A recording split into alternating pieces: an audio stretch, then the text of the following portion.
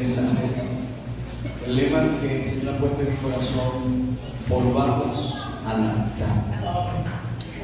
Volvamos al altar. Libro de Romanos, capítulo 12, versículo 1. Dice la palabra del Señor Jesucristo de la siguiente manera.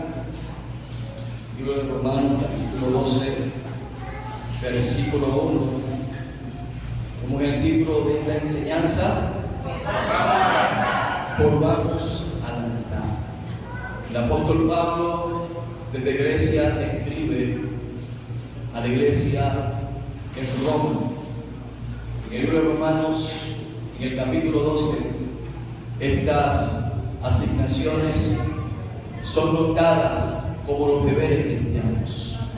El apóstol Pablo deja este mensaje diciendo de la siguiente manera: así que, hermanos, os ruego por la misericordia de Dios que presentéis vuestros cuerpos en sacrificio vivo, ¿qué más? Agradable a Dios, que es vuestro culto racional. Quiero que repitamos ese versículo nuevamente. Así que, hermanos, todos juntos, os ruego por la misericordia de Dios que presentéis el sacrificio santo, agradable a Dios, que es vuestro culto racional. El versículo 2 dice: no os conforméis a este siglo, sino transformados por medio de la renovación de vuestro entendimiento, para que comprobéis cuál sea la buena voluntad de Dios, agradable y perfecta. Pueden sentarse en esta hora. Gloria a Dios. Amén. Aleluya. El altar bíblicamente tiene un significado teológico muy especial e importante. La palabra hebrea utilizada más frecuente en el Antiguo Testamento en referencia a altar está formada a partir del verbo correspondiente a matanza y significa literalmente lugar de matanza. Los altares se utilizaban principalmente como lugares de sacrificio, aleluya, en especial el sacrificio de animales. Otra palabra hebrea para altar que se utiliza con poca frecuencia en el Antiguo Pacto o Antiguo Testamento significa literalmente lugar alto. La palabra hebrea es babá, que significa plataforma elevada o plataforma alta. En singular, idea o la idea, aleluya, global de lo que es un altar. Primero, que es un lugar especial para el sacrificio. Es un lugar con una mesa, una plataforma que se erige con la intención de que repose sobre ese altar lo que ha de ser sacrificado, la ofrenda en honor y en alabanza, en tributo al único Dios soberano, digamos, gloria al nombre de Jesús. Estas plataformas altas, estos altares eran consagrados con la única intención de hacer derramar sangre de un cordero para lavar y glorificar el nombre de nuestro Dios, mientras que los animales eran un sacrificio común en el Antiguo Testamento.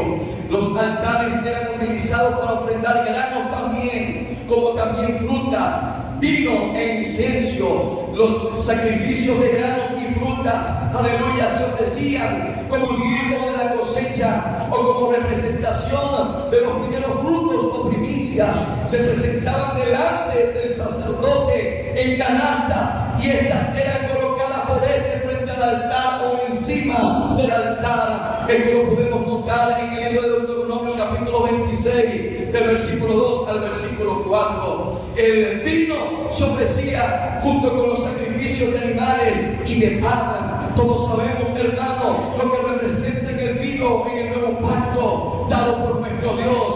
Cuando Jesús se reunió con sus discípulos, que se presentaba a sí mismo como el sacrificio, nos habló del vino en referencia a la sangre que él iba a derramar por nuestros pecados, y el pan como su cuerpo que se iba a prestar para ser partido, para ser, hermanos, aleluya, partido, digamos, gloria a Dios, por nuestros pecados, como ofrenda por nuestros pecados. pecados. Y digamos gloria al nombre de Jesús. El inicio se ofrecía, el incienso, perdón, se ofrecía, amén, quemando sobre un altar para la purificación después de la matanza y para agradar a Dios con su fragancia. Todos sabemos que el incienso sube hacia la presencia de Dios en forma visible, amén, como de humo, que emana un olor, una fragancia muy especial. Yo que no tengo tiempo para hablarle de la forma como se hacía el incienso del altar. No era cualquier incienso, no era un incienso barato, era un incienso especial que cuando se quemara pudiese destilar un aroma especial, porque era dedicado especialmente para el único Dios todopoderoso. Digamos gloria al nombre de Jesús de Nazaret. En el Nuevo Testamento la palabra griega que se utiliza para altar se traduce literalmente como lugar de sacrificio. Los altares eran lugares de sacrificio en donde mora la presencia de Dios. Las narraciones patriarcales registran continuamente la edificación de un altar en el lugar donde se manifestaba el Señor por medio de una teofanía, sitio en donde Dios se le había aparecido a un individuo en particular. Era natural, hermano, levantar o edificar un altar para celebrar la presencia de Dios cuando Él se apareciera en un lugar determinado. Tenemos los registros bíblicos de los hombres que vieron teofanías de Dios levantando en ese lugar un altar para que la gente recordara que en ese lugar se había aparecido Dios en forma de cualquier tipo de teofanía. Yo no sé cuánto me están entendiendo en esta mañana, pero los altares son muy importantes en el Antiguo Pacto, en el Nuevo Testamento también, son de gran importancia en el campo espiritual, porque era lugar para poder alcanzar el favor, la gracia de Dios. Era un lugar de sacrificio, era el lugar para la ofrenda, era el lugar, hermanos, aleluya, donde se ponía el incienso, que tiene su representación simbólica, en que voy a explicar más adelante, en el lugar santo, en donde se reposaba la ofrenda que se iba a dedicar para el Señor. A su nombre sea la gloria. El sentido especial del sacrificio del altar es sentir que Dios está presente para recibir la ofrenda, porque el altar simboliza el lugar de encuentro de lo terrenal con lo espiritual. Es el lugar de enlace, es el lugar, hermano, donde la presencia no descendía por medio de un sacrificio para tener acercamiento, la divinidad a lo humano, digamos, por el Señor. Por lo tanto, hermano, el logro más alto que ha alcanzado el ser humano no es descubrir las tecnologías más importantes que han desarrollado en todos los tiempos que han pasado. No el descubrimiento más importante, el logro más sublime que el ser humano ha alcanzado es entender que hay un Dios que hay que adorar, que hay que glorificar. Es entender que levantar un altar de adoración, que la presencia de Dios se trae con sacrificio, con alabanza y con adoración.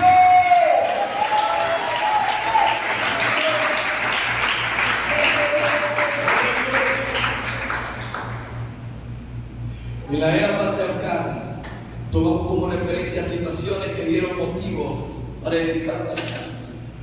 Entre tantos ejemplos, voy a citar tres que me dan la idea, amén, de la forma como se levantaron y el motivo por el cual se levantaron. Tenemos el caso atípico de Caín y Abel, que levantaron altares en donde presentarían la ofrenda al Señor.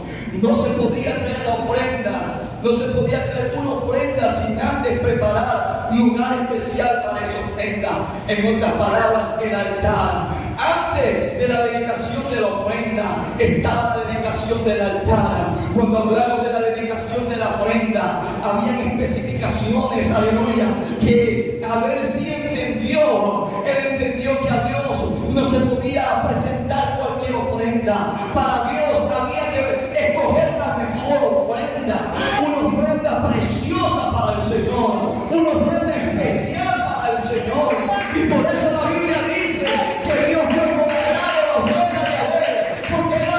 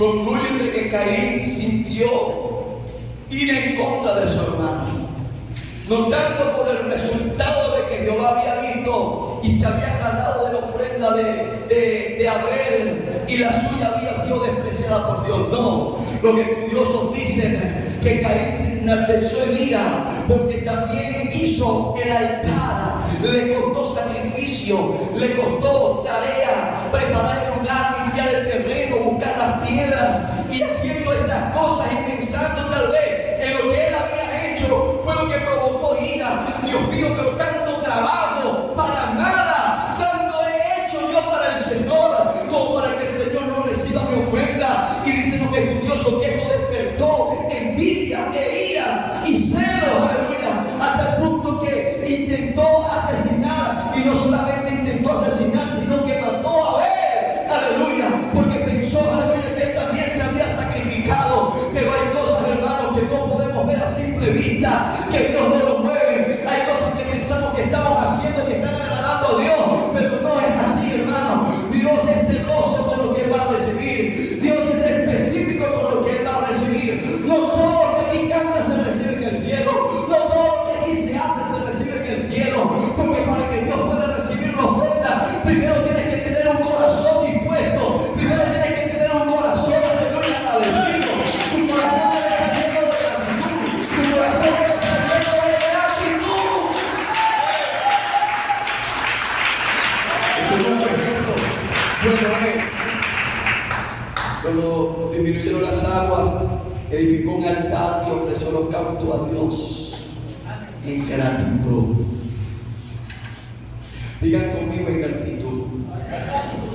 Cuando Noé vio que el Señor le había librado y que había hecho conforme le había prometido, apenas bajaron las aguas, abrió la embarcación o las puertas del arca, se bajó con su familia y lo primero que hizo fue adorar a Dios levantando un altar de gratitud.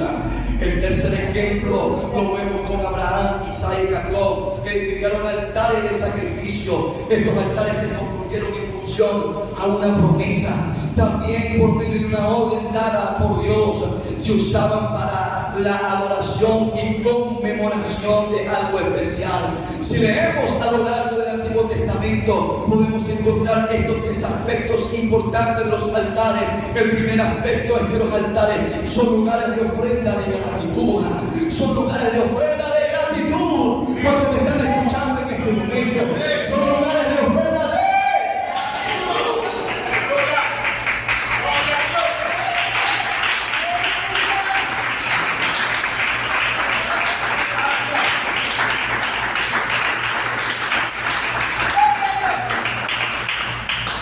El problema es cuando no hay gratitud en la iglesia.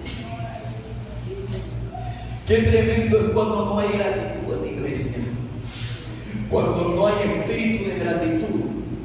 El término de espíritu de gratitud se consigue correctamente en el original como espíritu de gracia. El que no tiene gratitud no tiene gracia. El que no tiene gratitud ha perdido la gracia. Porque una persona agradecida, aleluya, es aquella que entra por esa puerta, aleluya, entendiendo el respeto y el valor de este lugar santísimo. Yo apenas estoy comenzando esta enseñanza. No sé si voy a darle 2 o 3 dominicales. Yo sé que no le he llevado el punto y tal vez están calmaditos, sentaditos, escuchando meramente. Pero ¿sabe algo, amados hermanos? El Señor me ha dicho, predique esta palabra, porque yo necesito que Lucinchi regrese al altar. El domingo pasado,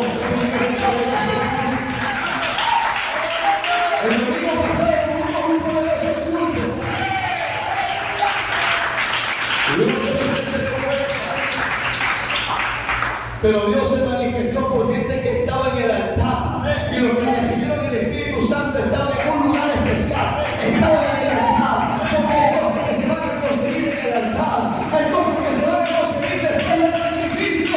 Y si queremos jugar en el sur de poder, la iglesia de los Lucinchi necesita regresar al altar.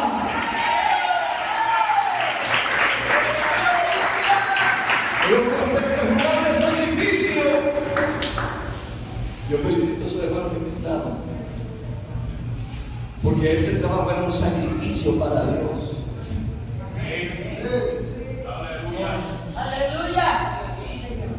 Y este aspecto, hermano, no podemos perderlo ninguno de nosotros.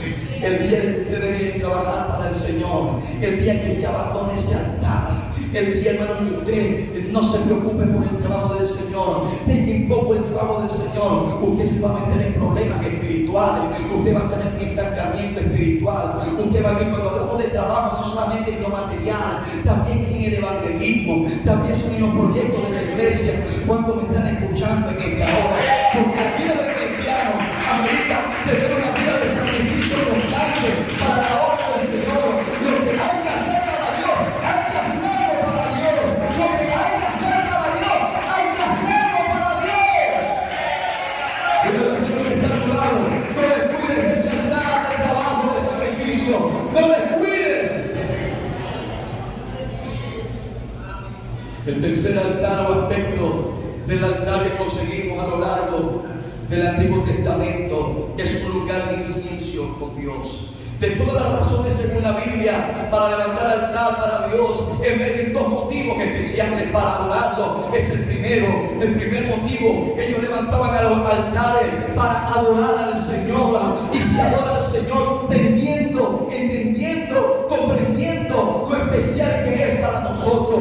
Pero sabe algo, hermano, usted ama a su esposo y ese amor sale de su corazón espontáneamente, es porque entiende que es especial para usted. El amor que está en usted es porque esa persona es especial, porque esa persona es muy importante. Yo no sé si usted me está entendiendo lo que estoy diciendo en esta hora, pero el altar que se levanta para Dios lo hace con este primer motivo, para adorar a Dios por lo que es. Y nosotros sabemos, hermano, que nuestro Dios no es cualquier Dios, es el único y sabio Dios que se merece toda la gloria, que se merece toda la honra.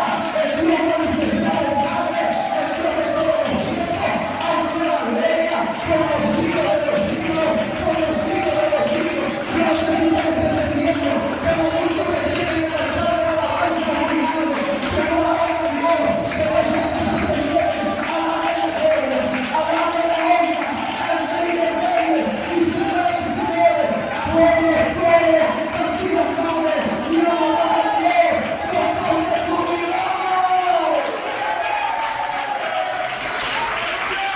Si van a traer el sol de la hora, si van a traer el Dios, tienen que hacer la mejor.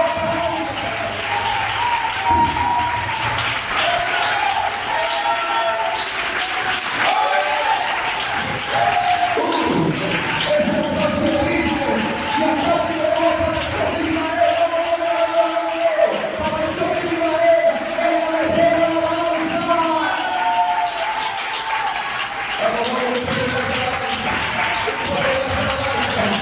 Lo que debe de santo, lo que debe de rico, lo que debe de alabanza.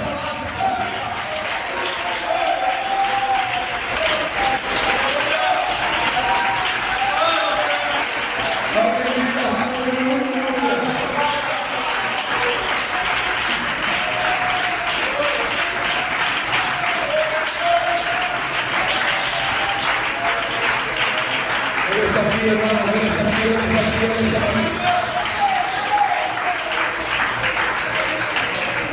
El otro motivo, dígale al vecino, el otro motivo, dígale al otro que está a su lado, ahí te va el otro motivo, es que los altares se levantaban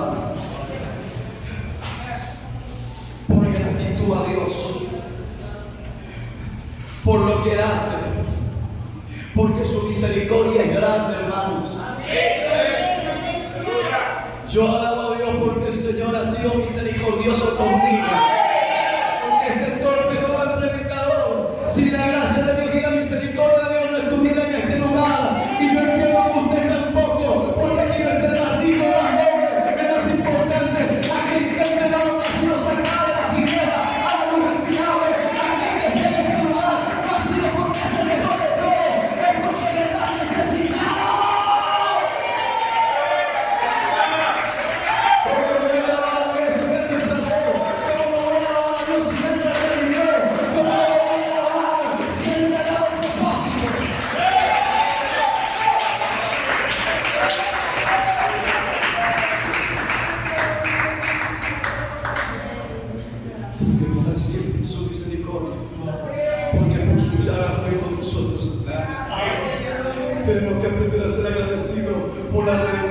una salvación.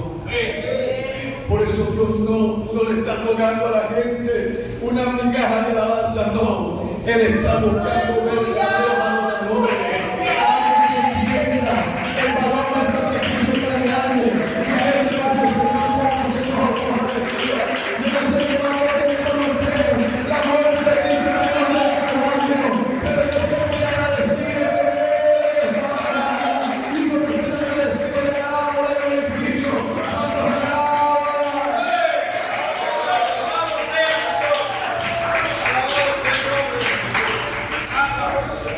Cuidado con el altar de gratitud, porque hermano, cuidado con el altar de gratitud. Por la ley, Moisés recibe instrucciones para construir el tabernáculo. Y aunque anteriormente los patriarcas tenían por costumbre levantar el altar, con la ley algo cambió para mejor, porque Moisés recibe instrucciones por el Señor para construir el tabernáculo. Digan conmigo tabernáculo. Tabernáculo también conocido como el nombre del lugar de morada, en referencia como habitación de la gloria de Dios. Aleluya. Digan conmigo la gloria de Dios.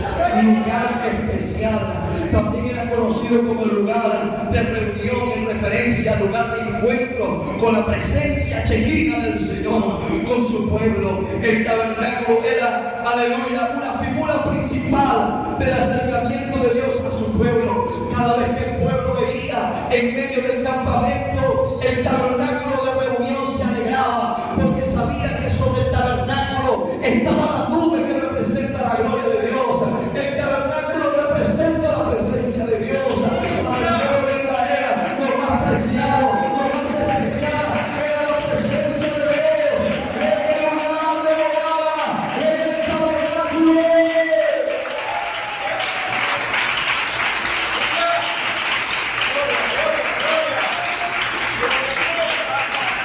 El Señor estableció una manera oportuna, correcta y única para acercarse a Él. Esta era mediante dos cosas. La número uno, la oración. Digan conmigo la oración. Y número dos, el sacrificio. Digan conmigo sacrificio. La oración representa en este tiempo la manera en cual nos sometemos. Es sumisión, adoración. Este es el propósito de la oración. Y el sacrificio representa el lugar o medio que a través de un altar dedicado al Señor voy a traer para adorar a Dios. Esta figura es dada a nosotros en estos tiempos finales como sacerdotes de los últimos tiempos, para hallar la gracia y el favor del Señor.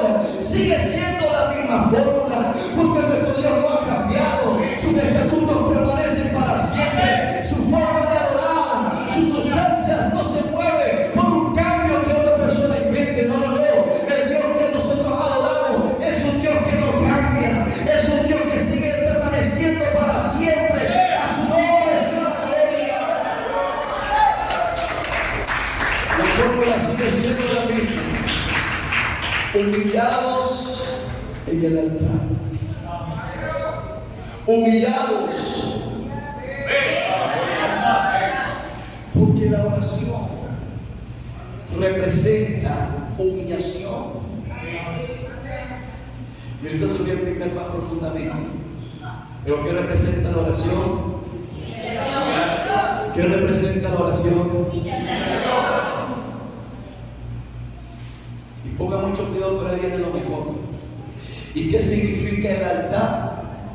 Sacrificio. ¿Qué significa el altar?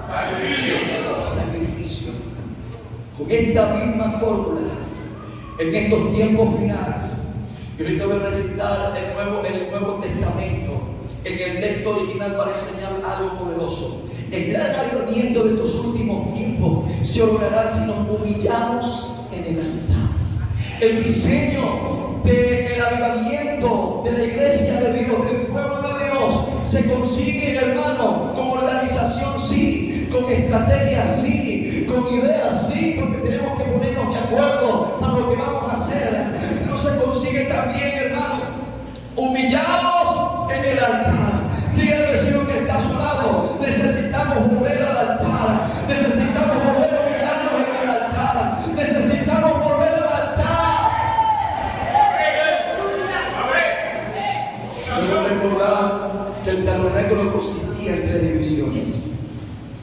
La primera división es el atrio exterior o el patio del tabernáculo. El segundo lugar es el lugar santo. La tercera división es el lugar santísimo. En él había una fuente de agua. También había un candelabro que tenía que mantenerse encendido. También había una mesa de los panes de la proposición. Y también el velo que separaba el lugar santo del lugar santísimo. Pero también Dios habla y dio órdenes que ese lugar debía ser construido con 2 altares. Dios había ordenado que se hicieran 2 altares especiales. El primero es el altar, aleluya, de bronce o del holocausto, el lugar de sacrificio.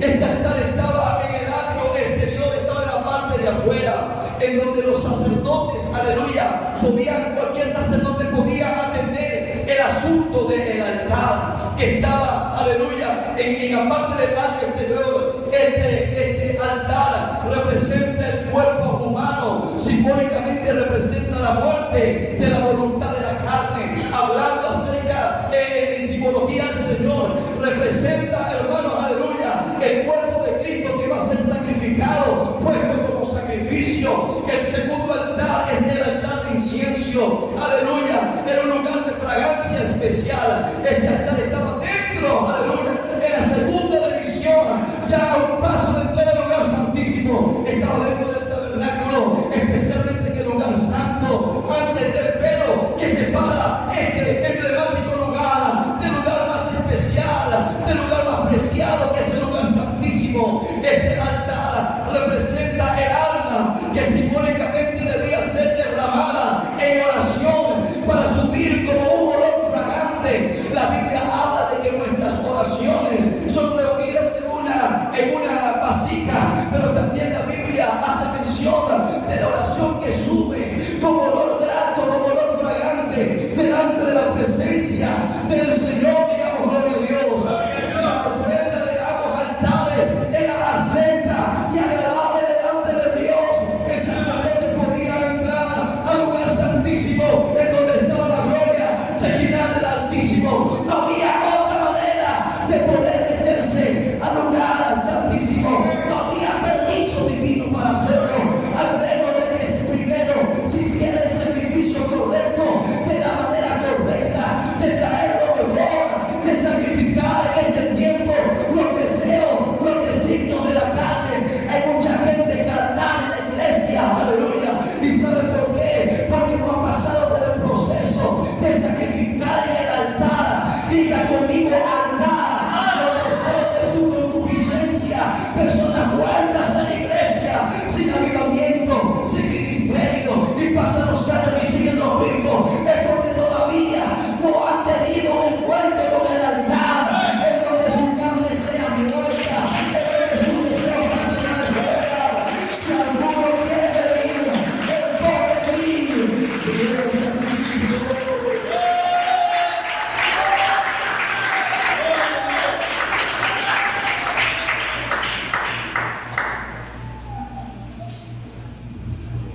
digamos gloria a Dios.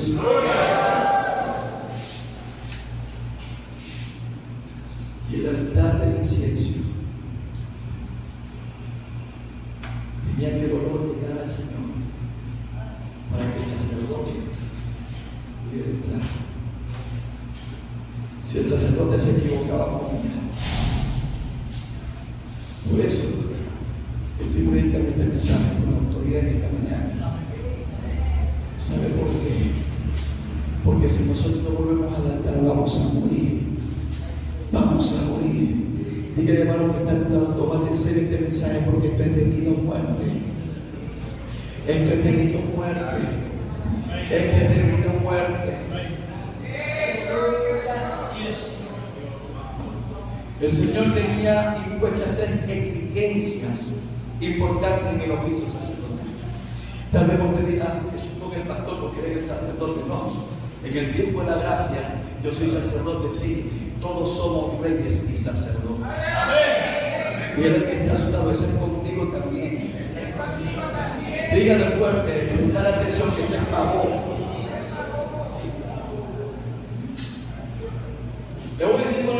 exigencias importantes en el oficio sacerdotal. Número 1, la consagración del sacerdote, que representa la santificación.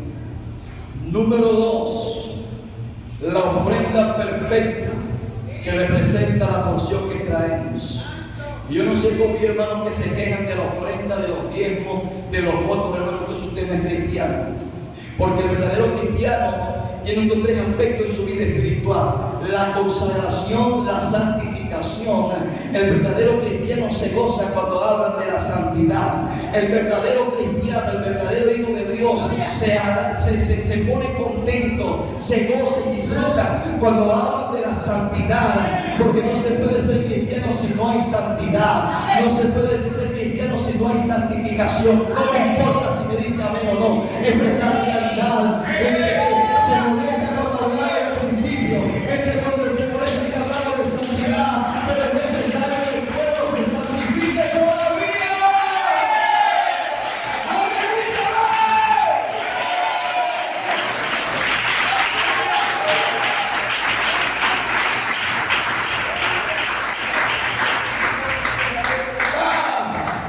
Ofrenda, y más ofrenda, pero usted no puede ser un verdadero hijo de Dios si no se habitúa a traer cualquier ofrenda, a traer una ofrenda perfecta. Y la tercera exigencia era lo que el Señor nos decía a través de la palabra profética, que el fuego en el altar no se debía apagar. La palabra literalmente se volvió en la madera 1960, dice que el fuego continuamente arderá y no se apagará. El altar tiene que estar encendido, día y noche tiene que estar encendido, día y noche tiene que estar encendido.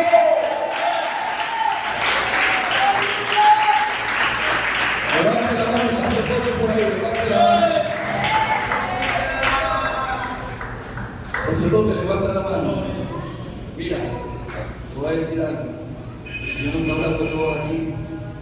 Los sacerdotes tenían la responsabilidad de cortar la leña, tenerla organizada, y 3 veces tenían que agarrar la leña y tirarla en el altar, porque el fuego no se podía apagar, para que cuando el Señor pidiera, hermano, el sacrificio, el altar esté encendido. El altar está encendido, digamos. El altar está encendido. La leña representa la alabanza de la iglesia. La leña representa la alabanza de la iglesia. Y qué triste cuando la iglesia es una iglesia muda. Qué triste, yo sé que eso no es aquí, pero qué triste, hermano, es estar en medio de una congregación que no le gusta alabar a Dios, una congregación apática. No, hermano, esa congregación ha perdido el fuego. Los sacerdotes, aleluya, que son parte de esa congregación, han abandonado el oficio de traer leña para el altar. Cuando usted venga por esa puerta, hermano, por muy preocupado que usted esté, por muy turbado que usted esté, por mucha preocupación que tiene usted no puede abandonar el oficio que Dios le ha dado a cada uno de nosotros, porque no solamente los músicos son los adoradores y los que cantan en el altar. Dios también te dice aquí que debes alabarlo con tu boca y con todo tu ser. No podemos tener que trabajar si no traemos leña, si no traemos alabanza. Usted puede estar muy cansado, pero con la leña en su mano. Usted puede estar con problemas, pero con la leña en su mano. Hay problemas laborales, hay problemas financieros,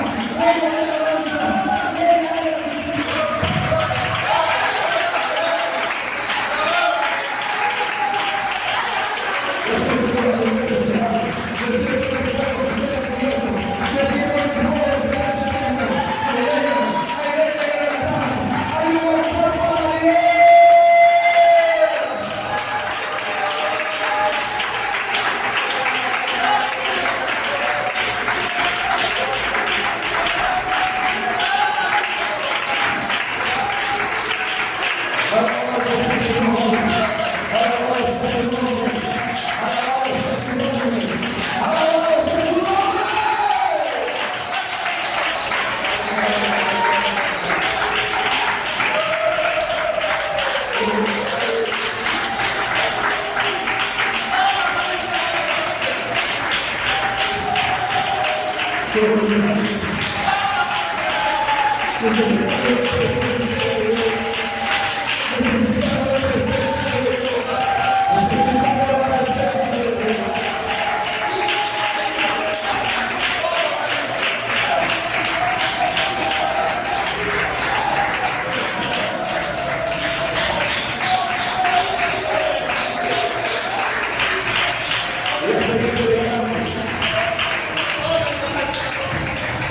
ya el Espíritu Santo va a tomar este lugar.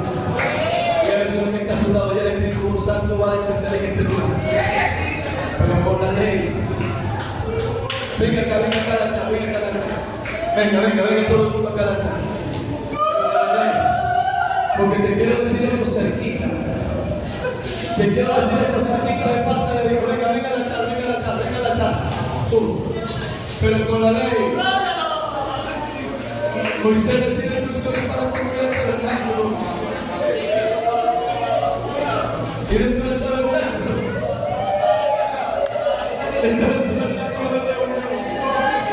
el sacerdote iba con ofrenda de sacrificio, iba a encender el incienso, y la gloria de Dios descendía de una manera muy especial. Pero el pueblo se apartó de Dios y el templo fue destruido. El arca le fue quitada. Y el arca, la presencia de Dios no estaba con ellos. Ellos fueron esparcidos por su pecado y su desobediencia. Que Dios tenga misericordia de nosotros.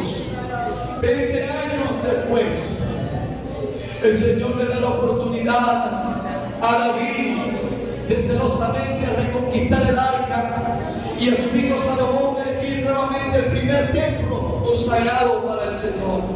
Las especificaciones fueron muy similares a las del tabernáculo, solo que ya no era un lugar que se podía mover como tienda, sino un lugar establecido en el monte de Moriah, en donde se había construido este emblemático e importante templo. De igual forma, estaban los 3 lugares en donde el sacerdote podía moverse, pero había un lugar especial, que era el lugar santísimo, en donde solamente el sacerdote limpio de corazón podía meterse en ese lugar. Pero por 20 años ellos dejaron y perdieron la presencia de Dios por su descuido. Por eso yo vengo con voz de trompeta y de ángel en esta hora, como ministro del Señor en este lugar, a que no perdamos, hermano, la costumbre de venir al altar, porque nos puede pasar que Dios nos quiera así, hermano, como el tiempo, aleluya, de este pueblo que perdió por 20 años la presencia de Dios. Usted no sabe qué sería de nosotros sin la presencia de Dios, hermano. Ninguno de nosotros vamos a sobrevivir. Nosotros, hermano, necesitamos la presencia de Dios para poder, hermano, alcanzar la victoria.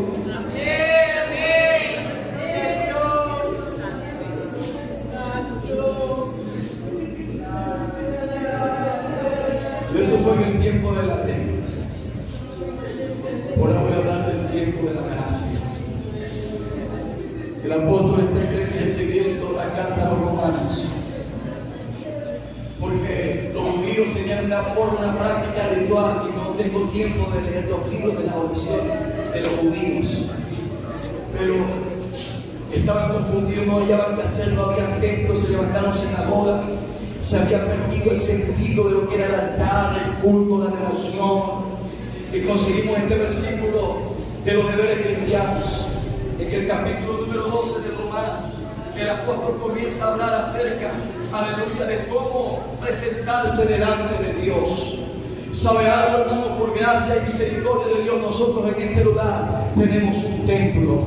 Nosotros en este lugar tenemos un altar. Y cuando el apóstol escribe a esta iglesia que estaba confundida, que no hallaba qué hacer, comienza, antes de decirle cómo iba a llegar el gran avivamiento, porque les habla el apóstol de los dones que iban a ser repartidos para ese gran avivamiento. Pero antes el apóstol le escribe diciendo de la siguiente manera: amados, así que hermanos, por pueblo, por la misericordia de Dios, que presentemos estos cuerpos.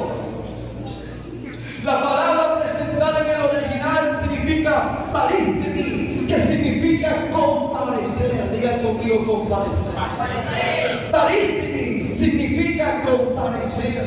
Y Y se ha sentido, aleluya, se ha perdido, perdón, el sentido de los cultos bíblicos en este tiempo. Parece que es más para entretener que la verdadera adoración, porque el apóstol comenzó a ver estos espectáculos en las iglesias y dice, no, esa no es la manera correcta. No, de cualquier manera usted se puede presentar. Te estoy diciendo algo, iglesia, te estoy diciendo algo, hermano. Tú te puedes presentar de cualquier manera delante de Dios. Tienes que hacerlo con reverencia, tienes que venir a comparecer. ¿Sabe algo, hermano? La palabra comparecer quiere decir presentarse con reverencia hacia una autoridad. Significa rendir cuenta. Cuando usted viene a la iglesia, usted debe venir a este altar a presentarse delante de Dios como una persona culpable. No venga aquí, hermano, como héroe, venga aquí como pecadora para arrepentirse por sus pecados. Este altar se viene a presentar, hermano, como una persona que siente, aleluya, que necesita el perdón. Usted viene a comparecer.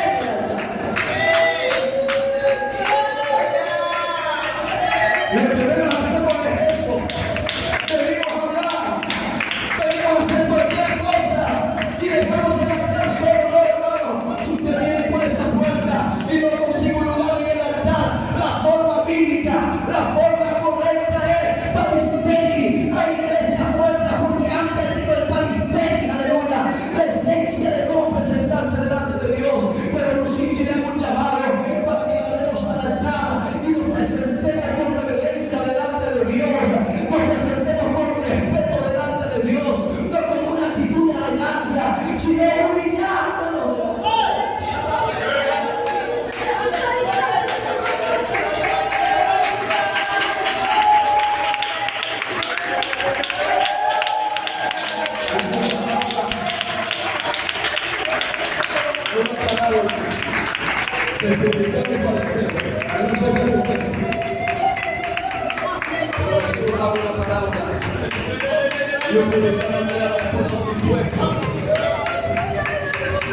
Decía la siguiente oración: Señor, sé por qué soy un pecador. El peor pecador que vino sintiéndose culpable y miserable, necesitado del perdón, de la misericordia y la gracia de Dios. Tenía una actitud diferente del que estaba como adorador de la iglesia, porque estaba también el fariseo que representa al hermano de la iglesia, a la hermanita de la iglesia, a ese hermano irreverente, a ese hermano irreverente ante el altar de Dios, que decía: Señor, yo sí pago los diezmos, Señor, yo sí doy mi foto, yo sí hago esto, yo sí hago aquello, yo soy esto y yo soy lo otro. Pero no, el Señor reprendió esa actitud, porque no es la actitud correcta, hermano. La actitud correcta es someterse.